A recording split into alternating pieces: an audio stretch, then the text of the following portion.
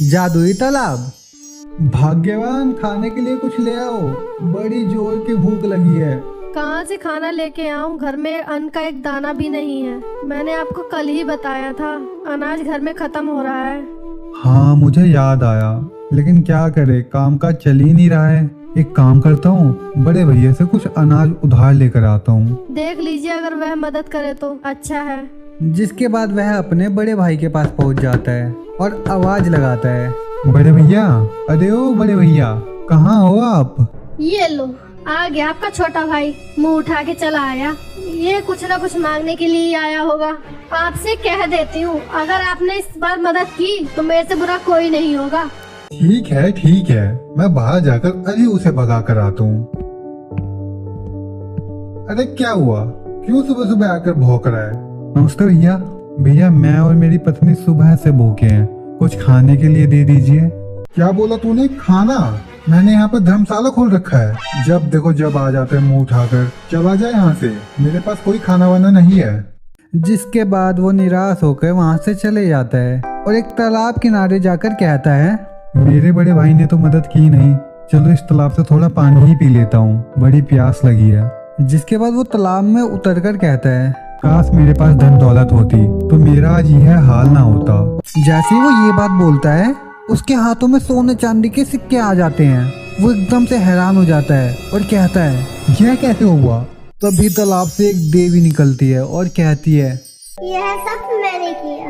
यह तालाब एक जादुई तालाब है। इस तालाब में आकर कोई भी कुछ भी मांगता है तो मिलता है। अगर कोई किसी का बुरा चाहेगा तो वह उसी के साथ हो जाएगा और उसकी मृत्यु भी हो जाएगी। और हाँ, एक बात ध्यान रखना, मृत्यु वाली बात तुम किसी को भी मत बताना। जिसके बाद वो जादुई तालाब का शुक्रिया अदा करके अपने घर चला जाता है और अपनी पत्नी को सारी बातें बताता है। लेकिन वो बुरा चाहने वाली बात अपनी पत्नी को नहीं बताता। अब वह अपने बड़े भाई से भी ज्यादा अमीर हो गया था। तभी एक दिन, आजकल मेरे छोटे भाई के तेवर ही बदले हुए हैं, अब तो वो मेरे से भी ज्यादा अमीर हो गया है। आखिर ये रोज रोज जाता कहाँ है? आज मैं इसका पीछा करके देखता हूँ। जैसे ही उस दिन उसका छोटा भाई जादुई तालाब से कुछ मांग रहा होता है तो वह छुप के ये सब देख लेता है। अच्छा, तो यह राज है इसके अमीर होने का। कोई बात नहीं, अब मैं अपने छोटे भाई से ज्यादा अमीर होकर दिखाऊंगा। जैसे ही उसका छोटा भाई जादुई तालाब से जाता है तो बड़ा भाई जादुई तालाब में उतरकर कहता है, हे जादुई तालाब, मुझे बहुत सारा सोना चांदी दौलत दे दो, मुझे अपने भाई से ज्यादा अमीर बना दो, और हाँ, मेरे छोटे भाई को दोबारा गरीब कर दो। इस पूरे गांव में मुझसे ज्यादा अमीर कोई नहीं होना चाहिए। जैसे ही बड़ा भाई यह बोलता है, वैसे ही तालाब की देवी सामने आकर कहती है, तुम एक नेक दिल मनुष्य नहीं हो। तुमने दूसरों के लिए बुरा चाहा है, तुम्हें इसकी सजा अपनी जान देकर चुकानी होगी। नहीं, ऐसा नहीं हो सकता, मुझे अभी नहीं मरना, मुझे नहीं मरना। इतना बोलते ही वह अपना दम तोड़ देता है। इसलिए कहते हैं दोस्तों कि कभी भी दूसरे के लिए गड्ढा नहीं खोदना चाहिए, क्या पता गड्ढे में आप खुद ही गिर जाओ। दोस्तों, अगर आपको यह कहानी अच्छी लगी है तो वीडियो को लाइक करें और दोस्तों ऐसी और अमेजिंग कहानी देखने के लिए हमारे चैनल को सब्सक्राइब करें। पिंकी के चश्मे से एक तेज रोशनी निकलती है, जिसके बाद उसके सास और पति जलने लगते हैं। आखिर क्यों पिंकी के चश्मे की रोशनी से उसका परिवार आग में जल रहा था? आखिर क्या हुआ था? चलिए जानने के लिए कुछ समय पहले चलते हैं। बहू, रसोई में जाके सारे के सारे बर्तन धो दे, और हाँ, कोई भी बर्तन झूठा मत छोड़ियो। यह तो तू जानती है तेरा अंजाम क्या होगा। वैसे भी तू दिन भर पड़े रहते मुफ्त की रोटियां तोड़ती है। जी माँ जी, अभी जाती हूँ। जिसके बाद पिंकी लड़खड़ाते हुए रसोई में जाती है। वह सारे बर्तन धो देती है। तभी उसके हाथ से एक गिलास नीचे गिर के टूट जाती है और वहाँ माया आ जाती है। अंधी कहीं की, कुछ न कुछ घर का सामान तोड़ती ही रहती है। तू अंधी नहीं, हमारे सर पर बोझ हो गई है। तेरा रोज का काम है। रुक, मैं अभी तुझे बताती हूँ। माया गुस्से में अपनी बहू को खूब मारती है। जिसके बाद बेचारी पिंकी रोते हुए अपने कमरे में चली जाती है। ऐसे ही रात हो जाती है। तभी पिंकी का पति अपने कमरे में आता है और उसके घाव के निशान देखता है और कहता है, आज भी तुमने कुछ न कुछ तोड़फोड़ मचाई होगी, जिसकी सजा माँ ने तुम्हें दी होगी। यह तो रोज रोज का हो गया है। जिसके बाद विजय वहाँ से चला जाता है और जाकर अपनी माँ को कहता है, माँ, मैंने आपसे कहा था कि मुझे इससे शादी नहीं करनी है। मैं रीना से प्यार करता हूँ, इसे कैसे भी करके घर से बाहर निकालो। तभी माया अपने बेटे को एक तरकीब बताती है। और अगले दिन विजय अपने पत्नी को उसके आंखों का इलाज कराने के बहाने से जंगल में लेके जाता है और वहाँ जाकर कहता है, पिंकी तुम मेरा यहीं इंतजार करना, मैं अभी आता हूँ। ऐसे ही सुबह से शाम हो जाती है, जिसके बाद पिंकी समझ चुकी थी कि उसके सास और उसके पति ने मिलकर उसे घर से निकाल दिया है। जिसके बाद वो फूट फूट कर रोने लगती है। तभी वहाँ पर एक बूढ़ा व्यक्ति आता है और कहता है, बेटी मुझे कुछ खाने को दे दो, मैंने 2 दिन से कुछ नहीं खाया है। तभी पिंकी रोते हुए अपने बैग से 2 बिस्किट निकालती है और कहती है, बाबा मेरे पास बस यही है और मैं इस सुनसान जंगल में अकेली हूँ। मैं आपकी बस इतनी ही मदद कर सकती हूँ और हाँ, आप यहाँ आकर खुद ही ले लीजिए क्योंकि मैं देख नहीं सकती। तभी वह बाबा एक देवता में बदल जाता है और कहता है, बेटी मैं तुमसे बहुत प्रसन्न हुआ। मैं तुम्हारी नेकी और दरिया दिली को देखकर कुछ देना चाहता हूँ। बोलो तुम्हें क्या चाहिए? आप कौन है? मैं इस जंगल का देवता हूँ और मैं तुम्हारी यहाँ परीक्षा ले रहा था जिसमें तुम सफल हुई। बोलो तुम्हें क्या चाहिए? बाबा मैं अंधी हूँ और मेरी शादी दहेज देकर करवाई गई थी, जिसके बाद मेरी सास और मेरे पति ने मेरे ऊपर बहुत जुल्म किया और मुझे जंगल में लाके छोड़ दिया। कुछ ऐसा कीजिए जो मैं फिर से देख पाऊँ। ठीक है बेटी, मैं तुम्हें जादुई चश्मे देता हूँ जिसे पहनने के बाद तुम्हें दिखने लगेगा। यह बोलकर देवता गायब हो जाता है और जैसे ही पिंकी उस चश्मे को पहनती है उसके बाद उसे सब कुछ दिखाई देने लगता है। फिर वह वहाँ से घर जाती है जहाँ उसके पति ने दूसरी शादी कर रखी थी।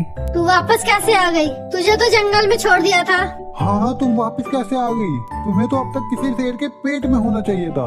लगता है इसे चश्मे की वजह से दिखाई दे रहा है। चलो इसका चश्मा छीन के इसे मार डालते हैं। जैसे ही पिंकी के चश्मे की तरफ वह सभी बढ़ते हैं, चश्मे से एक तेज रोशनी निकलती है और उन तीनों को जला देती है।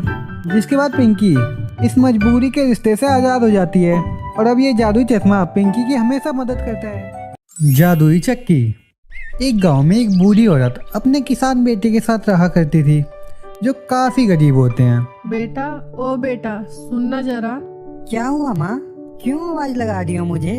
बेटा, घर में अनाज का एक दाना भी नहीं है। इस बार खेती भी सही नहीं हुई है कि तुम कुछ कर पाओ। हाँ माँ, मैं भी यही सोच रहा था। लगता है ऊपर वाला हमारी गरीबी की परीक्षा ले रहा है। कुछ भी हो, ऊपर वाले पे भरोसा रखो। ऊपर वाला हमें कोई न कोई रास्ता जरूर दिखाएगा। मैं ऐसा करती हूँ कि पास वाले लाला से कुछ अनाज उधार ले आती हूँ, कम से कम आज का तो काम चले। माँ, वो कंजूस लाला, आपको लगता है वो हमें उधार देगा? वो वैसे ही मक्खी चूस है। बेटा, प्रयास करने में क्या जाता है। ठीक है माँ, आप यहीं आराम करो, मैं लेकर आता हूँ। ऐसा कहकर वह लाला की दुकान पे चले जाता है। लाला जी, थोड़े से दाल चावल दे दीजिए। मैं और मेरी माँ ने कल रात से कुछ नहीं खाया। आपकी बहुत कृपा होगी। नहीं नहीं, मैं तुम्हें जरा सा भी अनाज ना दूं। तुम माँ बेटे ने मेरे पहले ही उधार नहीं चुकाया और तुम और उधार मांगने आ गए। पहले पुराना उधार तो चुका दो, फिर नया मांगना। लाला जी, भगवान की खातिर हमारी मदद कर दीजिए। अगर मैं भगवान की खातिर सबकी मदद करता रहा तो एक दिन मैं तुम्हारे जैसा कंगाल हो जाऊंगा, और मुझे कंगाल होने का कोई शौक नहीं है। जा यहाँ से, और हाँ, मेरे उधार के पैसे लौटा देना। पता नहीं कहाँ कहाँ से आ जाते हैं। ऐसा कहकर लाला उसे भगा देता है, जिसके बाद वह निराश होकर घर की ओर जाने लगता है। तभी रास्ते में उसे एक बुढ़िया दिखाई देती है, जो एक लकड़े के गट्ठे को उठाने की कोशिश करती है। दादी माँ, क्या मैं आपकी मदद कर सकता हूँ? आपको देख के लगता है आप काफी परेशान हो। हाँ बेटा, मेरी उम्र हो चली है, अब मुझसे लकड़ी का कट्ठा भी नहीं उठाया जाता। क्या तुम इसे लेकर मेरी कुटिया तक ले चल सकते हो? बिल्कुल दादी माँ, चलिए। ऐसा कहकर वह लकड़े के गट्ठे को उठाता है और बूढ़ी दादी के कुटिया तक पहुंचा देता है और वहां जाकर कहता है, यह लीजिए दादी माँ, आ गए आपके स्थान पे। क्या मुझे एक गिलास पानी मिल सकता है? बहुत जोर की प्यास लगी है। कल रात से मैंने और मेरी माँ ने कुछ भी नहीं खाया है। क्यों बेटा? जिसके बाद वह बूढ़ी माँ को सब कुछ बताता है, अपनी गरीबी और उसके साथ जो जो हुआ। बेटा रुको, अभी मैं आती हूँ। जिसके बाद बूढ़ी दादी घर के अंदर से एक चक्की लेकर आती है और उसके हाथ में देकर कहती है, बेटा ये जादुई चक्की है, जिसे तुम अपने साथ ले जाओ। अब तो मेरी उम्र हो चली है, मुझे इसकी जरूरत नहीं है। और हाँ, जब भी तुम इस चक्की से कुछ भी मांगोगे यह देगा। जब तुम्हें इसे बंद करना हो तो इसे लाल कपड़े से ढक देना, यह चक्की अपने आप रुक जाएगी। शुक्रिया दादी माँ, अब मैं चलता हूँ। जिसके बाद वह घर पहुंचता है और अपनी माँ को सारी बातें बताता है। बेटा, इस चक्की से कुछ मांगो। ठीक है माँ, ये जादुई चक्की, हमें चावल चाहिए। जिसके बाद वह चक्की उन्हें चावल देने लगती है और जब उनकी जरूरत पूरी हो जाती है तो वे उस पर लाल कपड़ा डाल देते हैं। और ऐसे ही अब उन्हें जिन जिन चीजों की जरूरत होती है वो उस चक्की से मांग लेते थे। साथ ही उन्होंने एक किराने की दुकान भी खोल ली थी जिससे उनकी कुछ कमाई भी हो जाती थी और वह दोनों अब अच्छी जिंदगी जीने लगे थे।